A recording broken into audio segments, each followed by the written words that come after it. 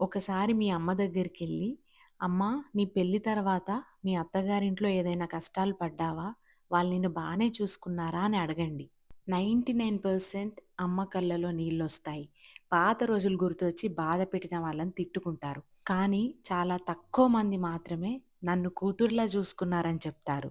మరి ఒకప్పుడు చాలా బాధలు అనుభవించిన అమ్మలు ఇప్పుడు అత్తలయ్యాక అదే పెయిన్‌ని, అదే టాక్సిటీని కోడళ్ళ మీద చూపిస్తున్నారు. బాధ అనుభవించిన వాళ్ళకే ఆ బాధ ఏంటో తెలుస్తుంది అని అంటారుగా, మరి నేను బాధపడినట్టు నా కోడలు బాధపడొద్దు అని ఎందుకు ఆలోచించడం లేదు?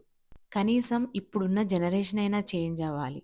మీ అత్తగారింటిని మార్చలేరు కావచ్చు. కానీ మనకు అన్నా, తమ్ముళ్ళు ఉండి, మన అమ్మలు కూడా కోడళ్ళతో అలానే బిహేవ్ చేస్తే, ఆడబిడ్డలుగా మనమైనా అలా చేయకని చెప్పాలి.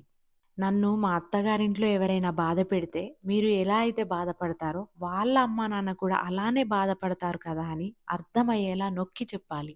నాలాగా ఏ ఆడపిల్ల బాధపడొద్దని, ఈ టాక్సిటీకి ఇంతటితోనే ఫుల్ స్టాప్ పెట్టేయాలని మనమంతా ప్రామిస్ చేసుకోవాలి. Be the change you want.